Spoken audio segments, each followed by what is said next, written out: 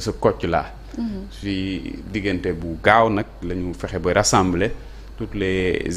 les éléments qu'il faut pour des interventions d'urgence notamment la brigade d'intervention polyvalente nga xam ne ñu xarañ lañ ci ay interventions d'urgence parce qu'il faut dire que le gars quand même avait pris même sur lui des mesures de sécurité yoo xam ne ni en cas d'attaque wala yu ci mel noonu mu mën ko paraître xëy na mu défendre wala mu am benn mode échappatoire parce que nee nañ déjà il était armé te fi mu nekkoon c'était ultra sécurisé ginnaaw benn restaurant la ne woon boo xam ne ci kaw la utiliser woon comme benn genre bureau boo xam ne nii fa la doon defee mbir yu bëri yi mu doon def te foofu noonu nee nañ ay chiens de garde yoo xam ne nii ils étaient très féroces moom la fa defoon ba nit mënul accéder foofu. Donc moom il avait tous les mots. il avait vraiment préparé voilà c'est quelqu'un boo xam ne ni il avait son monde boo cruel boo xam ne ci la nekkoon. et que voilà pour man c'est un danger ni mu ko waxee c'est un criminel boo xam ne ni voilà gëm naa ni lii mu nekkoon ni bu laajoon sax mu def ci ay ñaawteef rey ci nit wala yooyu noonu c'est quelqu'un boo xam ne ni il n'allait pas lésiner sur ça. moo tax boo gisee mu jëloon yenn moyens police aussi ñoom ils étaient au courant de ça moo tax ils ont su vraiment apporter une riposte vraiment très forte et très vif. daanaka ay heure fajar lañ ko jël parce que heure boobu noonu souvent nit yi dañuy am tendance à xaw a sonn dañuy bëgg a tëdd. wala mu fekk leen ñu tëdd bay waaj a jóg wala et cetera donc pour ñu bett la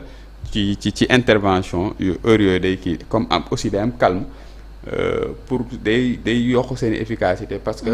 c'est des zones yoo xam ne nii bu amee yenn calme yi nii bu fekkee sécuriser nañ ko pour nga mën a échapper wala dara day kii te aussi bu ñaan ñu ko yàlla bu dégâts doon am aussi heure yooyu moo gën a propice pour que ñu limiter les dégâts. D'accord. waaw ginnaaw loolu bi ñu ko jàppee boo xoolee trouvé nañ ci moom beaucoup de documents yoo xam ne sous scellé ci mel ni ay ordinateurs et cetera. parce que des téléphones portables. voilà mu nekk ay beaucoup d'éléments yoo xam ne ni policiers bi ñu ko exploité gis nañ que ne c'était vraiment une grosse entreprise d'images obscènes de pornographie même. Mais est-ce que seule une personne mooy moom El Hadj Babacar Dioum moom kese moo nekkoon au cœur de cette affaire. non mënul nekk. je persiste et je crois que ni mënul nekk et boo xoolee sax dans les informations yi ñu am yi nga xamante ni génn na ci PV yi wane ne que ne ñu ngi ko déjà boo xoolee ci placement bi ñu mujjee génne ni pour association de malfaiteurs ça veut dire qu'il a pas agi seul. amoon na ay nit ñoo xam ne ni. ñoom la doon collaborer et je l'ai dit ici yu mel nii bu mënee am sur une durée aussi longue. 7 ans waaw 6 à 7 ans. C'est parce que quelque part aussi il y avait une certaine collaboration de personnes non identifiées te xëy na sax peut-être police ngir bañ a entraver enquête bi ndax des fois dañuy topp ay nit ñoo xam ne gisaguñu leen. donc bu ñu joxee yenn indices yi wala bu ñu defee yenn déclaration yi rek. potentiel ñi nga xamante ne ñoo nekkoon ay complices am mën nañ profiter pour prendre la tangente et que loolu mën na gën a compliquer seen liggéey moo tax des fois yenn information yi duñ ci xuusandi lu bari mais ce qui est sûr que mooy que ne wax naa ko bu ñu génnee toutes les personnes yi nga xamante ne ñoo doon collaborer ak moom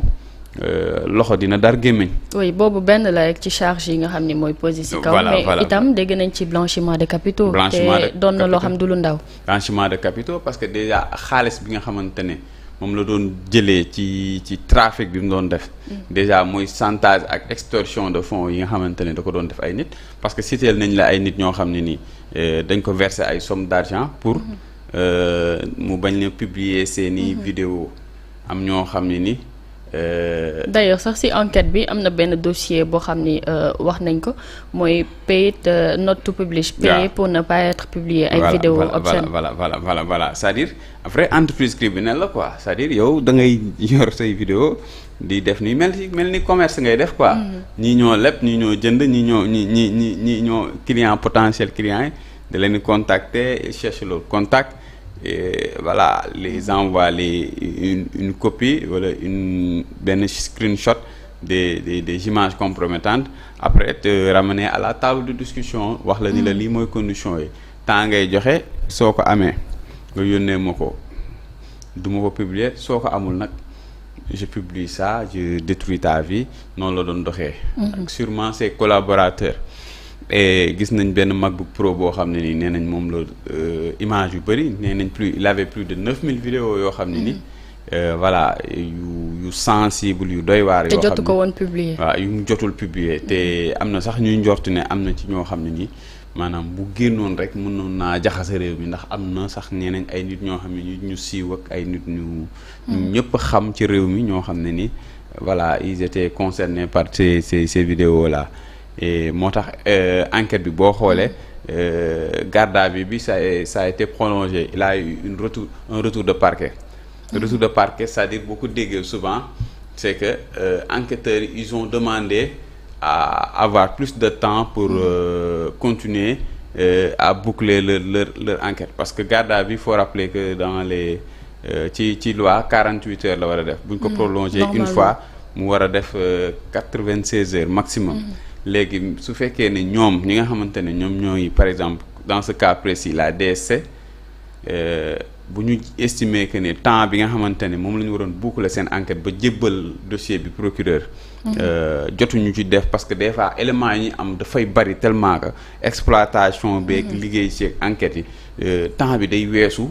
li nga xamante ne moom lañ leen may moo tax léegi dañuy demander à ce que procureur bi mu bañ ko jébbalagum un juge le temps ñuy eggale enquête bi moo tax ngay dégg souvent un retour de parquet parce que pour procureur bu ñu la jébbalee parquet procureur bi des fois da la fay téye nëgganikum boo xam ne nii day may le temps aux enquêteurs ñu àggale li nga xamante ne mooy seen enquête mais apparemment ça a été fait parce que sànq gis nga bi ñuy ñëw fii di ñuy dugg si studio bi la ñuy xamal que ne finalement voilà l'enquête a été bouclée et que le procureur a confier ce dossier-là au juge d'instruction du premier cabinet, c'est-à-dire le doyen des juges, pour une information judiciaire avec une inculpation boo xam ne il y a plusieurs charges ni nga ko cité léegi nii association de malfaiteurs collecte illicite de données waaw bëri na ay chef ki yoo xam ne ni pédopornographie ak surtout faux usage de faux en papier administratif, atteinte à la vie privée, extorsion de faux usage, menace, chantage, blanchiment de capitaux, voilà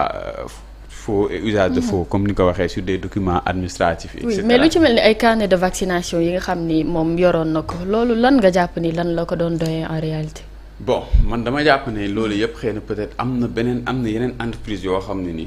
xëy na peut-être sax mënoon na raw liiti mel ni Sénéporno bi nga xamante ne moom lañ xamoon. xëy na peut-être que ne amoon na yeneen activité yoo xam ne ni toujours dans la criminalité sexuelle. yoo xam ne ni da ci doon exceller man loolu laa jàpp parce que boo xoolee le gars au-delà du fait que mu nekk administrateur du sud wala nekk Kocc Barma. c'était un entrepreneur boo xam ne ni boo gisee parking de voitures yi nga xamante ne moom nañ ne moom la am. di ko jaay c'est des centaines de millions. voilà d'ailleurs loolu moo indi blanchiment de capitaux. voilà donc léegi. ak restaurant bi nga xam ni yoon na ko je pense côté Zac Mbao yu demee noonu. voilà les gens parlent même de biens immobiliers yoo xam ne ni am na ko on parle même que moom il paraît que mi ngi dëkkoon vers les Almadies foofu la amoon domicile. et voilà et il y a beaucoup d'indices daal ak ay éléments yoo xam ne ni xam naa ne bu enquête bi gënee xooj. sûrement boo moytuwul ci lu ma njort. le doyen des juges va faire un soit transmis à la DSC. ñoom ñi nga xamante ne ñoom ñoo gën a xarañ ci mbir mi ci wàllu enquête boo xam ne c'est une enquête qui concerne la cybercriminalité donc pour ñu gën a wéyal enquête bi ndax ñoom ils ont plus d'éléments te ci mbiru wax dëgg fa yàlla tout ce qui touche à domaine informatique ak sécurité informatique et tout ça ay spécialistes lañ donc voilà on espère que ne voilà soit transmis dina amaat comme ça ñoom ñu nga xamante ne ñoom ñoo ko démarré. ñu mun ko continuer ak exploitation des plaintes yi rek parce que déjà plaintes yi rek nee nañ ils ont eu à recenser pendant ces 6 ans là plus de 5000 plaintes. et que plainte bu ci nekk dafay retracer une histoire et que ces histoires là permettent d'avoir des informations yoo xam ni ni xëy na peut-être mën na aider à l'élaboration ou l'éclaircissement de ce dossier. Oui, mais soo déggee ba tey ci enquête bi pour terminer foofu muy wax ni lépp luñ ko tuddal lu ci mel ni c'est en tout cas mooy yi mu yoroon téléphone yeegu ci mel loolu yëpp moom nangu na ni moo ko moom sauf le brouilleur de signal loolu est-ce que xawul tee xel tuuti. waaw mais xam nga moom il est dans une situation boo xam ne ni peut-être day jàpp ne loolu mooy bon c'est la seule solution boo xam ne ni peut-être moom la am quoi mooy la négation. mooy jàpp ne ni parce que ba léegi nii jusqu'aux dernières informations il a toujours nié de façon catégorique que ne moom mooy le soi-disant Kocc Barma moom dafay refuser loolu il a toujours nié que ne moom du Kocc Barma malgré li ñu fekk ci voilà il a détenu des éléments yoo xam ne ni c'est des éléments quand même compromettants mais moom jàpp na ni il n'a rien à voir avec ce fameux Kocc Barma là et voilà loolu boo gisee nag xam naa peut-être muy adopté stratégie boobu parce que boo xoolee ci at yi géeru bëri na ay nit ñoo xam ne dañ leen jàppoon ba identifier leen am na sax ay journaux yu ci bindoon ne jàpp nañ Kocc Barma wala gis nañ benn Kocc Barma fekk en réalité benn dóorkat la boo xam ne da doon utiliser la célébrité ou voilà mais cette fois-ci c'est la première fois que police di teg loxo ci site bi quand même. waaw et franchement les éléments yi nga xamante ne am nañ ko à charge confirme de façon quand même péremptoire que ne c'est bien El Hadj Babacar Dioum bi nga xamante ne moom lañ jàpp moom mooy le fameux Kocc Barma mais nag bon xam naa ni peut-être ay avocat am wala stratégie am xam nañ ni parce que nit ku jàng la donc voilà et il est assez âgé donc xam na ce qu'il encourt pour ce genre de cas là donc day jéem a bañ ne wax ne du moom mais bon voilà enquêteurs yi moom xarañ boo xam ne ni voilà bu ñu établir les PV je pense que ce sera implacable. bu gisee le juge là automatiquement placé et ouvert une information judiciaire c'est parce que voilà il y a suffisamment de charges pour wane ni que moom mooy réellement Kocc Barma.